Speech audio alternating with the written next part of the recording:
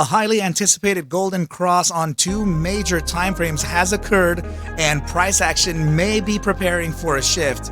Price action has behaved according to our thesis, so let's pop open the charts to explore the potentials for the following days. Welcome back to the channel on this Thunder Thursday. This is ARCa, and let's dive into ticker symbol CLNV. Let's kill 'em, team.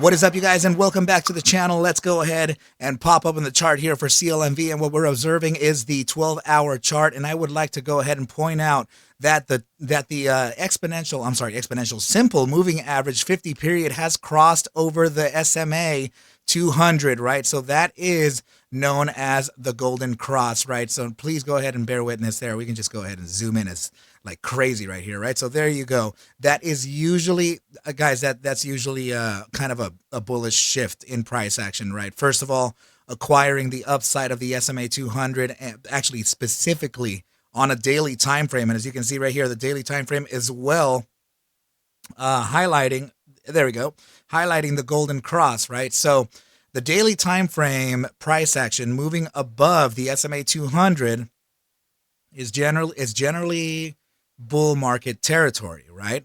It doesn't mean that it's just straight to the upside. It just means that a lot of people end up seeing or observing the SMA 200 as that, right? And so as long as price is above the 200 is bullish, as long as price is below the 200 is bearish, right? So that's the common idea behind the 200-day simple moving average here, represented by the purple line.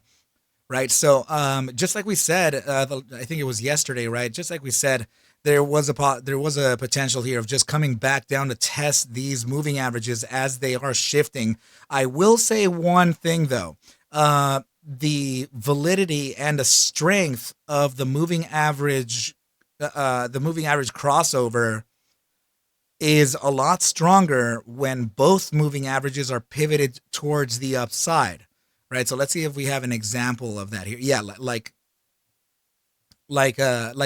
this here, right? I mean, arguably the SMA 200 was still sort of on a straight pivot here, but yeah, I mean, it was still kind of like pivoted towards the upside when the SMA 50 crossed it, right? So, and you can see here that this was the one single daily time frame that came back to test them, and then price action continued onwards and upwards, right? So I will say that, right, that moving average strategies tend to be a little stronger when they are both pivoted towards the upside. Here, the SMA 200 is pivoted towards the downside, and then the SMA 50 crossed over. And in this case, it was just front run, right? Right before that, and it never came back to test it. So that has a lot to do. With current market conditions as well, right? So we can't ignore. Sorry, team, my phone falling here.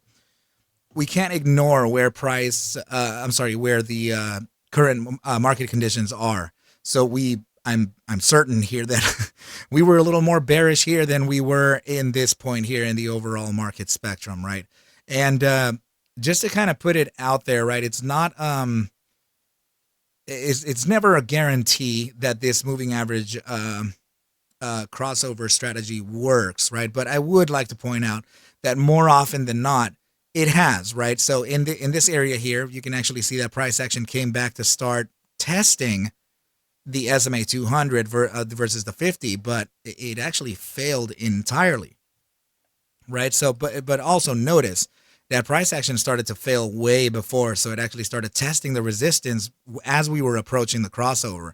In our instance, we are not doing that. We are actually moving above and testing the top sides of them, right?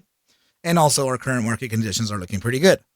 So yeah, both the 12-hour and the daily have officially crossed over, and the buy daily seems to be preparing its crossover too. This is one that's going to take a little longer for sure.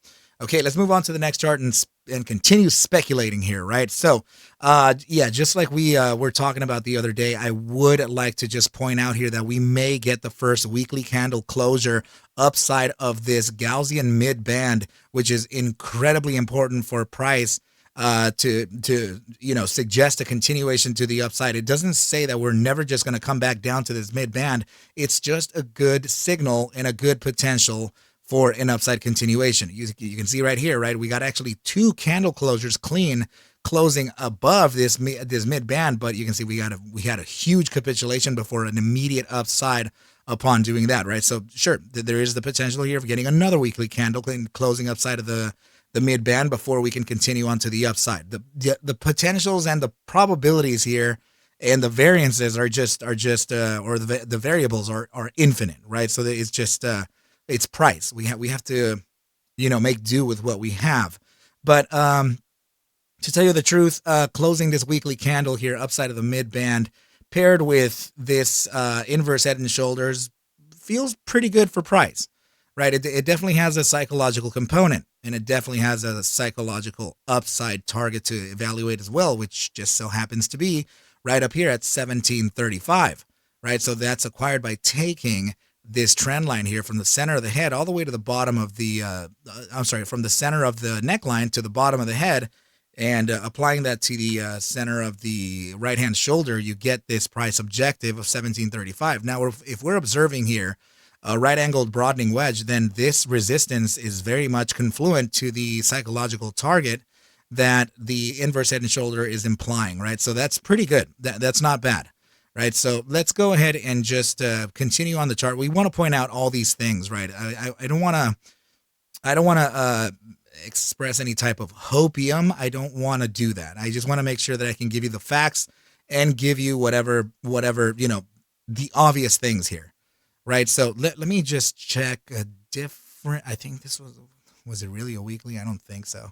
Okay, right. So let me check this on a couple different time frames right. So we were thinking that we could have broken out here, but yeah, this thing already broke out. We're getting several tests of this nearly converted resistance into now a support. So this may actually start to shift, right? Seeing that we also got the crossover strategies on both the 12-hour and the daily time frame, the golden cross, right? The 50 over the 200 moving averages. So yeah, I think I would have to favor, just a moment. I want to make sure that we can connect this appropriately. I think I may actually have to favor the 12-hour in this case, or even the daily. Let's see it. Yeah, I would say the 12-hour. Right. So the 12-hour already has two tests of the support, or the conversion of support. And huge bounces to the upside, right? We're talking about a bottom side of 435 to 470. We already had seen this, though, and we had already noticed that the support line here of the conversion was confluent to the SMA 200 over the SMA 50 on a daily and on a daily and 12-hour time frame. Here's the 435. See, so now let's just go ahead and move on to the next chart and see what we have, right? So this is the monthly time frame. It's a macro perspective. We still have 13 days and 17 hours. Now, regarding the Gaussian close, we have 16 hours and 33 minutes to close this clean closure, which means that tomorrow, by market close, we may actually get that weekly closure of the clean close above the Gaussian band's mid. So that should be a very good thing to observe. Now, as far as the hourly time frame is concerned, I don't like it when we close the hourly time frame beneath the mid band here of the linear regression channel, right? So usually when we close beneath a primary band, then a downside would be more. I would say the downside would be more probable in this case, right? Again, I'm not trying to be bearish or bullish. I just want to give you the facts here. And if I were to guess a potential downside target, then I think it'd be safe for, actually very much so. Yeah, I think it'd be safe to assume that we would get a drop back down to 455 to 460, and of course the potential of the 435 yet again, but the 455 to 460 appears to be more of a concentrated area for a pullback. And before a continuation to the upside. Now, I would like to point out that if we did drop, further down, then, the bottom side of this linear regression channel is about 440. So it rhymes pretty nicely with the moving average being at 435, the 50 and the 200. Okay, so now let's see, 30-minute time frame, RSI pivoted towards the upside and in the gravitational zone. So remember, these are your gravitational zones here, right? Every single junction has a 2% up or down area that we can observe as a potential gravitational area. And if you don't remember correctly, or if you don't remember right now, or if you're new, then you have the bullish control zone right up here, the upper half. Bottom half is actually the bearish control zone, and the inner workings are the weakness percentile, while the outer workings are the, like for example, this is the bull strength percentile, bear strength percentile down here. Okay, so RSI signal represented by the teal line, SMA 14 represented by the pink, and you can see here that the RSI signal is sitting right within the gravitational zone of the bear weakness percentile. So this is highly likely to get pushed to the upside or pulled. Right, same situation here with the 3-hour time frame, but let me see the bi-hourly and the hourly. Okay. Yeah, this one's a little hard to read there, but it has a resistance right up here. So suggesting that the 30-minute time frame would push into the hourly and bi-hourly, which would then suggest a potential temporary, actually it would suggest a resistance from the SMA 14 and then a failure. And then going into the 3-hour, yeah, that would be, the failure would be because of the SMA 14 sitting in the opposing side's gravitational zone. It'll pull us back down. So then let's move on to the 4-hour time frame. 4-hour time frame is sitting in the gravitational zone. So this means that the bi-hourly and the 3-hour suggesting a pullback is temporary. Right, so if we can get the push or enough push from the hourly, bi-hourly, 3-hour into the 4-hour, then the 4-hour would then push into the 8-hour down here, and it would actually just help succeed to the next to the bullish control zone. Right, so I think it really is up to, I would say, between the 2-hour, the 4-hour, 6 and 8, those are the time frames that are critical here in order for us to continue on to an upside. Okay, and hopefully with that kind of power, we can correct the pivot here for the 12-hour time frame, as it's already making a bearish crossover and it's sitting in the gravitational zone of the bull weakness percentile. This can get pulled here if the shorter time frames don't correct it, that is, right? So please remember that that momentum is subject to shifting from earlier time frames. So the 30-minute bleeds into the hourly, bi-hourly into the 3-hour, 4-hour into the 6 and 8. You know what I mean? Right, team? So I think this is pretty much it. Please do remember that I actually have opened 30 more seats to the ARC Masters trading course, as I already filled up the last 30 seats, and those are now they just went live, right? So we started just this last Saturday, the 16-week mentorship. Okay, so please go ahead and get in touch with me at arcmasterscourse@gmail before the seats fill up, as I didn't want to do. I already did tracks 1 and 2, right? So now I'm gonna do tracks 3 and 4. You know, the same mentorship program. I didn't want to do this again because it's taking a great deal of time, and of course there's a lot of dedication devoted, or there's a lot of devotion here for the master students, right? So if you would like to take advantage of it, go ahead and get in touch with me at arcmasterscourse@gmail.com, and I will pass you the disclaimer, the syllabus, and everything pertinent to that. Okay, team?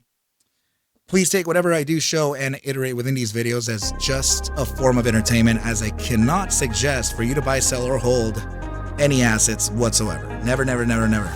I need you to do your own due diligence and everything will be cool. But with that said, team, I wish you well, a very good rest of your night, and I will catch you at the bell mañana. Adios, team.